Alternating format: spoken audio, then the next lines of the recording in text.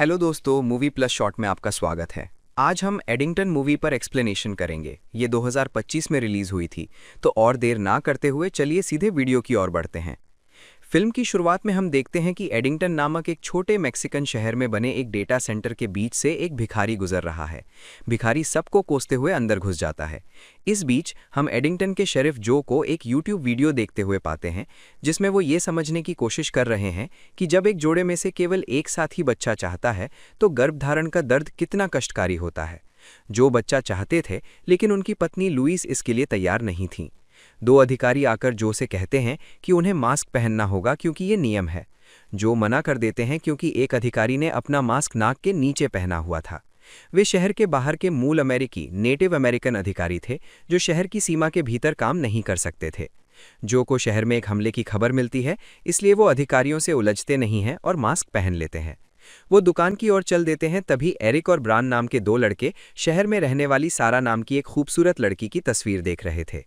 Eric शहर के mayor टैड का बेटा था। जो आगे बढ़कर दुकान से बाहर निकले, तभी उन्होंने देखा कि टैड अंदर एक मीटिंग कर रहे हैं। जो ने उन्हें बाहर बुलाया तो टैड ने कहा कि तुम्हें उस भिखारी को यहां से भगाना होगा, वो काफी समय से बाहर से दरवाजा तोड़ने की कोशिश कर रहा है। फिर जो ने कहा कि कोरोना के समय तुम्हें ऐसी मीटिंग नहीं करनी चाहिए क्योंकि लोग एक दूसरे से नहीं मिल पाएंगे। तब टैड ने कहा कि मैं शहर का मेयर हूं और शहर के लिए काम करता हूं। जब दोनों बहस कर रहे थे, तभी भिखारी दरवाजा तोड़कर अंदर घुस गया और शराब पीने लगा। जो ने उसे रोकने की कोशिश की, लेकिन भिखारी जो के ऊपर खांसने लगा और उन्हें मारने के बाद वहां से चला गया।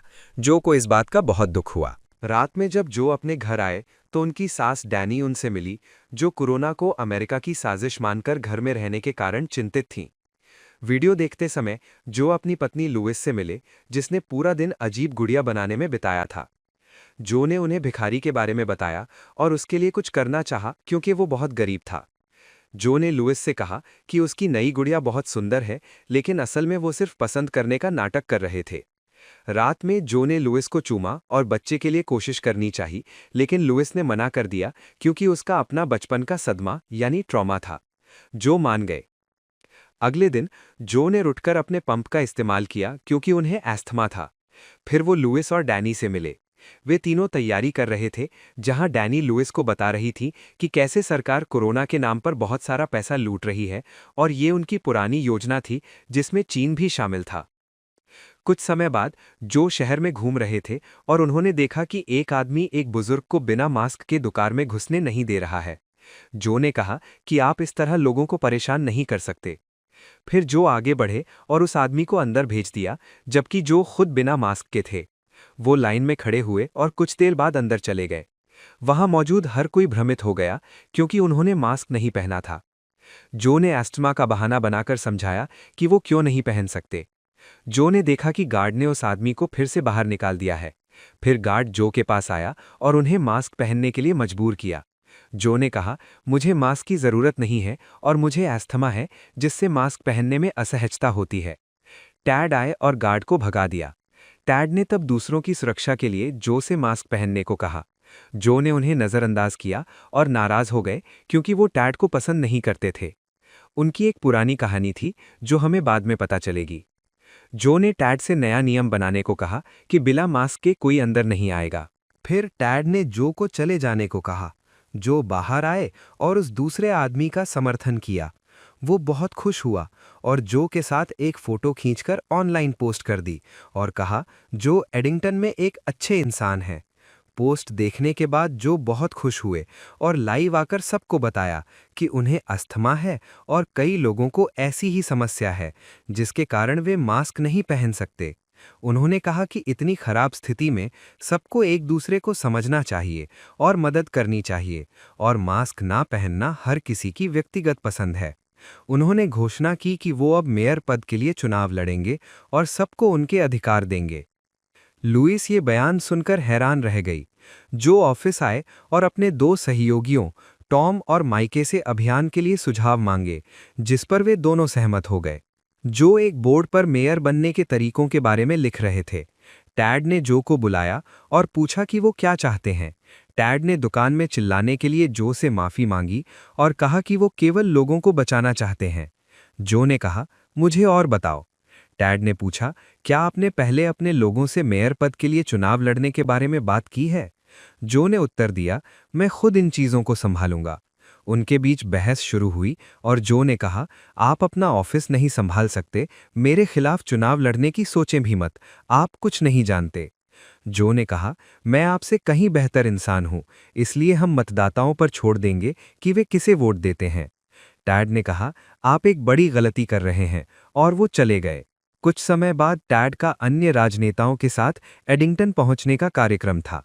वे एक सौर परियोजना यानी सोलर प्रोजेक्ट के बारे में बात कर रहे थे, जो उनके शहर में महत्वपूर्ण विकास ला सकती थी। टैड के सहायक ने तब उन्हें जो के बजाय डेटा सेंटर पर ध्यान केंद्रित करने के लिए कहा। टैड ने कहा, मुझे उसकी पत्नी से डर लगता है, क्योंकि हमने कई साल पहले डेट किया था, इसलिए हम झगड़ रहे हैं। तब मैंने उसके साथ कुछ नहीं किया, क्योंकि वो और उसकी मां पूरी तरह पागल थे। हमारे ब्रेकअप के 6 महीने बाद वो गर्भवती हो गई। सबको लगा कि बच्चा मेरा है, लेकिन मुझे नहीं पता था कि वो किसका है। टैड का बेटा एरिक जा रहा था। टैड ने पूछा, तुम कहाँ जा रहे हो? एरिक ने कहा, मैं शहर के मेले में जा रहा हूँ। टैड ने कोरोना वायरस के कारण उसे जाने से मना किया, लेकिन एरिक नाराज हो गया क्योंकि उसके दोस्त का जन्मदिन था। हमने टैड का एक पारिवारिक वीडियो देखा जहां उनके बेटे और पत्नी ने कई साल पहले उन्हें छोड़ दिया था और वे टूट गए थे, लेकिन पूरे शहर ने उनका समर्थन किया था। इसी कारण पिता ने इतनी मेहनत की थी और शहर के सबको ऊंचाइयों पर ले गए थे। वे शहर में डेटा सेंटर और सौर परियोजना जैसे प्रोजेक्ट लाना चाहते थे और कड़ी मेहनत कर रहे थे। जो और उनकी टीम ने स्टेशन पर यह देखा और उनके अभियान के लिए कुछ करने का फैसला किया। जब रात हुई, एरिक और ब्रान शहर में शराब पी रहे थे। उन्होंने वहां सारा को देखा। ब्रान ने सारा से दोस्ती की और वे शराब पीने लगे, इसलिए सारा उनके ग्रुप में शामिल हो गई। लेकिन वहां ब्रान ने देखा कि एरिक की सारा से ज्यादा दोस्ती हो गई है और वो अमीर था, इसलिए उसने सोचा कि सारा उसके पास जाएगी। वहां सारा की दोस्त ने ब्रान को सारा के पूर्व प्रेमी माइके के बारे में बताया, जो के अधीन काम करने वाला एक अश्वेत अधिकारी था। फिर सारा ने सबको अपने ब्लैक लाइव्स मैटर ग्रुप में शामिल होने के लिए कहा, क्योंकि वे अगले दिन मार्च करने वाले थे। रात होने तक जो घर वापस आए और देखा कि डैनी और लुइस दोनों गायब हैं। फिर उन्हें अपने लैपटॉप पर एक ऐसे समुदाय के बारे में पता चला जो लापता बच्चों को ट्रैक करता है। उनका नेता ऑस्टिन था। वे विभिन्न शहरों में घूमते थे और वर्तमान में उनके शहर के पास थे। सुबह डैनी और लुइस वापस आए। जो लुइस से बात करने गए, लेकिन जो के मेयर पद पर खड़े होने से लुइस नाराज थीं। उसने उन्हें अपने कमरे में घुसने नहीं दिया। जो को अपना अभियान शुरू करना था, इसलिए वो चले गए और कहा कि वे डिनर पर बात करेंगे। कुछ समय बाद जो ने पूरे शहर में पोस्टर लगा दिए। वे अपनी कार पर भी पोस्टर लगाकर शहर भर में घूम रहे थे और लोगों से उन्हें वोट देने की अपील करते हुए भाषण दे रहे थे। फिर वो एरिक से मिले, जिसने कहा, मेरे पिता को हराने से पहले अपनी पत्नी से पूछो कि मेरे पिता ने उसे क्यों छोड़ दिया। ये सुनकर जो बहुत नाराज हुए। वहां उन्होंने बहुत से बच्चों को देखा, जिनमें सारा और अन्य बच्चे ब्लैक लाइव्स मैटर विरोध प्रदर्शन का नेतृत्व कर रहे थे और उनमें से ज़्यादातर श्वेत थे। वे कहने लगे कि अधिकारी अश्वेतों को मार रहे हैं। माइके ने कहा, सारा, यहाँ ऐसा कुछ नहीं होता। वे दोनों अपनी कार में चले गए। जो थाने गए और उन्हें समर्थन देने वालों को मुफ्त नाश्ता दिया। इसके बाद उन्होंने अगले दिन के अखबार में चरमपंथी आतंकवादी समूहों के बारे में एक वीडियो पोस्ट किया, जो सरकार का विरोध करते हुए विभिन्न शहरों में तांडव मचा रहे थे। इस बीच सारा ने ब्रान से दोस्ती कर ली और उसे और लोगों को भर्ती करने के लिए कहा। ब्रान मान गया, लेकिन वो रात को घर लौटकर अपने माता पिता से कहने लगा कि श्वेत लोग हमेशा गलत होते हैं और वे कैसे अश्वेतों के साथ भेदभाव और अन्याय करते हैं। उसके माता पिता समझ गए कि उनका बच्चा बहकावे में आ गया है। जो ने घर पर रात का खाना बनाया था, लेकिन रात 12 बजे तक कोई नहीं आया। डैनी और लुइस ऑस्टिन के साथ आए। जो जब जागे तो लुइस ने मैसेज करना भूल जाने के लिए माफ़ी मांगी। जो ऑस्टिन से मिले और उसके लोगों से सबको मिलवाया।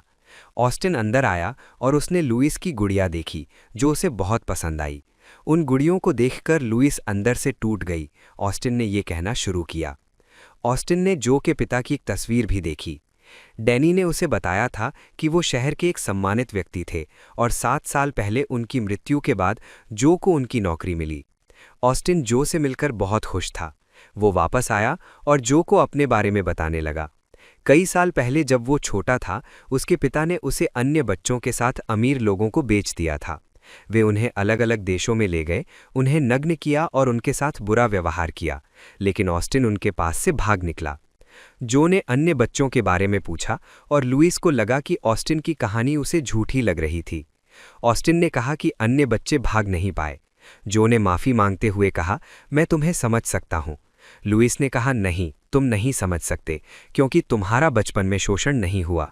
ऑस्टिन ने कहा कि हम सबके साथ कुछ न कुछ हुआ है, इसलिए हम जुड़े हुए हैं। उसके दोस्त सहमत थे और लुइस को ऐसे लोगों पर गुस्सा आ गया।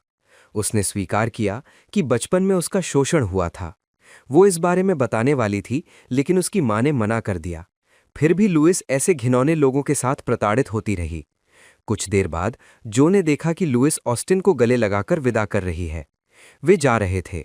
जो इस बात को लेकर बहुत नाराज हुए। रात में जो ने लुइस से पूछा कि क्या टेड ने बचपन में उसके साथ बुरा व्यवहार किया था, क्योंकि शहर में ऐसी अफवाहें थीं। लुइस ने कोई जवाब नहीं दिया, लेकिन जो ने टेड के बारे में अपना मन बना लिया था। रात में वो रील देख रहे थे और उन्होंने देखा कि एक चरमपंथी समूह के आतंकवादी अधिकारियों पर हमला कर रहे हैं। सुबह जो को पता चलता है कि कई लोग ब्लैक लाइव्स मैटर विरोध प्रदर्शन में शामिल हुए हैं, जिससे वो परेशान हो गया, क्योंकि अब उसे अपने अभियान पर काम करना होगा। इसके बाद वो टॉम और माइक से मिलता है, जो उसके बिना कुछ नहीं कर पा रहे थे। इससे जो को गुस्सा आ जाता है। वे तीनों सबको शांत करने की कोशिश करते हैं, लेकिन कोई शांत होने को तैयार नहीं था। जो एरिक और सारा के पास जाता है, जो इस घटना का नेतृत्व कर रहे थे, और वे पुलिस पर दोष मढ़ने लगते हैं। जो उन्हें शांत होने के लिए कहता है। इसके परिणाम स्वरूप उनके बीच बहस शुरू हो जाती है। एक भिखारी कोविड-19 से संक्रमित होने का झूठा नाटक करके सबको धमकी दे रहा था, और सारा माइक को उनके साथ शामिल होने के लिए कहती है। माइक तब कहता है कि पुलिस बुरी नहीं है, लेकिन सारा और अन्य लड़के माइक से उनके साथ शामिल होने का अनुरोध करने लगते हैं, लेकिन माइक उन्हें नज़रअंदाज करना शुरू कर देता है। जो और एरिक तब टेड और जो की पत्नियों के नाम को लेकर बहस करते हैं। जब घटनाएं घटने लगती हैं, तो जो बहुत गुस्से में आ जाता है। फिर वो उस रेस्तोरां में जाता है जहां उसे समर्थन देने वाले कुछ लोग आए थे। टॉम जो के लिए एक लाइव प्रसारण की व्यवस्था करता है। जो वहां सबकी ओर देखते हुए समझाने लगा कि कोरोना वायरस के कारण बाहर के लोग बहुत परेशान हैं और उनका शरीर पूरी तरह से असंतुलित है। इसका मुख्य कारण टैड है, क्योंकि वह पुलिस को काम नहीं करने देता। वो बहुत बुरा आदमी है। उस रात जब जो घर आता है, तो वो लुइस को एक बैग लेकर घर के बाहर देखता है। ऑस्टिन वहां आता है। लुइस उसके साथ जाने लगती है।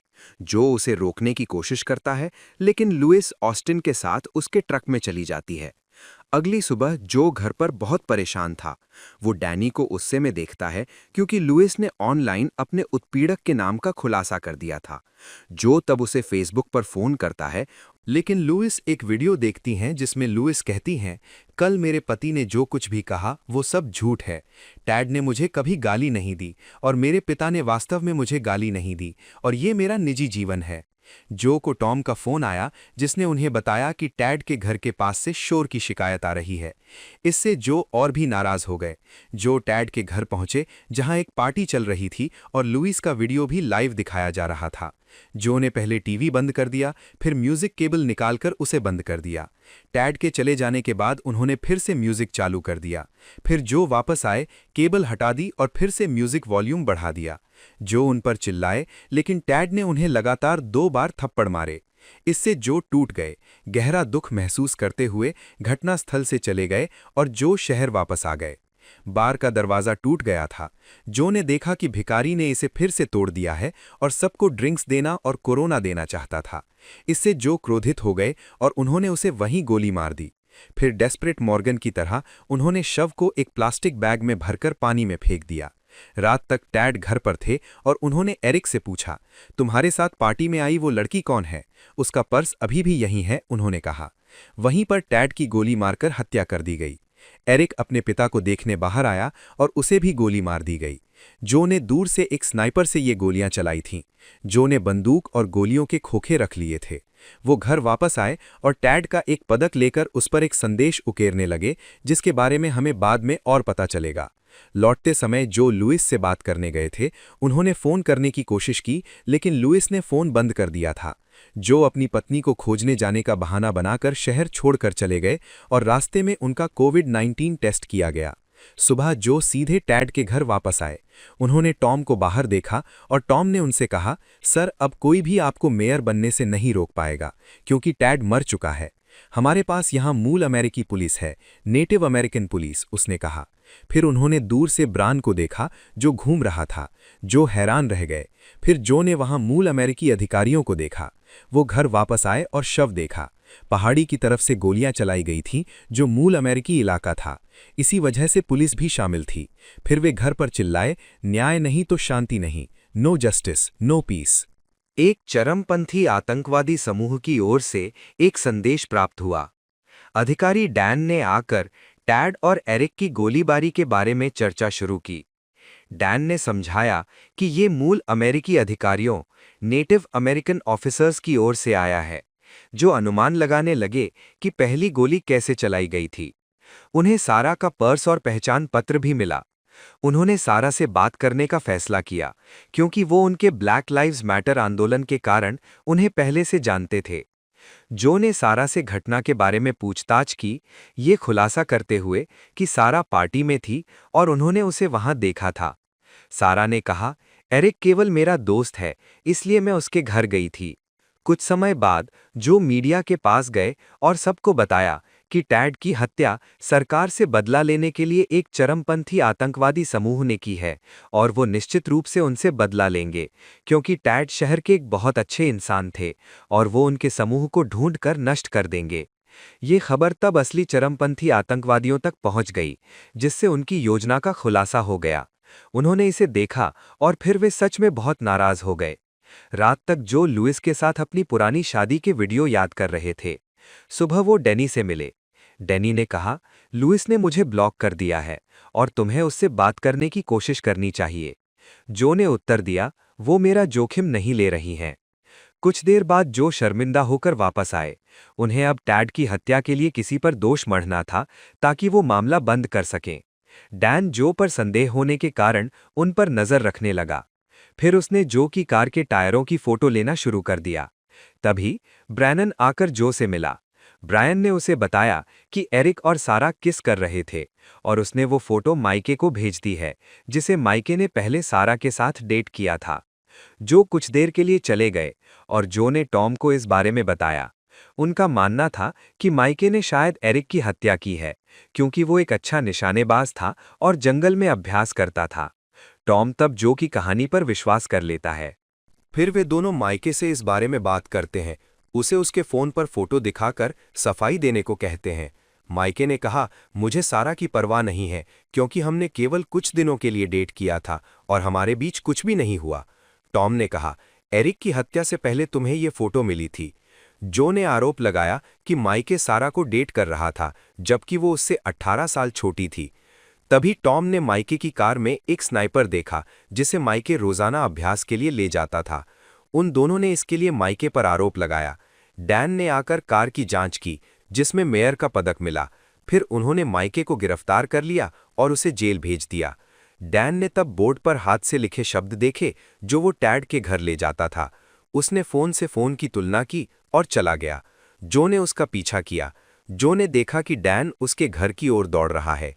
जो को अपने कोविड-19 परिणाम के बारे में एक संदेश मिला था, लेकिन जो ने उसे चेक नहीं किया क्योंकि वो जानता था कि उसे कोविड-19 है। जो ने घर में कैमरे चेक किए और देखा कि डैन उसके घर में बंदूक ढूंढ रहा है और इसीलिए डैन उस पर चिल्ला रहा है। ठीक तभी जो को टॉम का फोन आया कि पुलिस स्टेशन पर हमला हुआ है। जो थाने वापस आए और उन्हें आतंकवादी हमले के बारे में पता चला, जहां उन्होंने सारे सबूत जला दिए थे और माइके को लेकर भाग गए थे। इससे जो क्रोधित हो गए। वो शहर में अपनी कार में माइके को ढूंढ रहे थे। फिर उन्होंने जलते हुए तीरों वाला एक संदेश देखा जहां आतंकवादियों ने जो को शहर से बाहर निकाल दिया था। जो तेजी से जंगल में गाड़ी चलाकर गए और एक दूर दराज के इलाके में टॉम और माइके को देखा।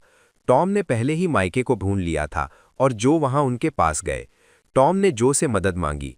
माइके डर गया। जो ने ऊपर एक ड्रोन देखा जो उन पर नजर रख रहा था।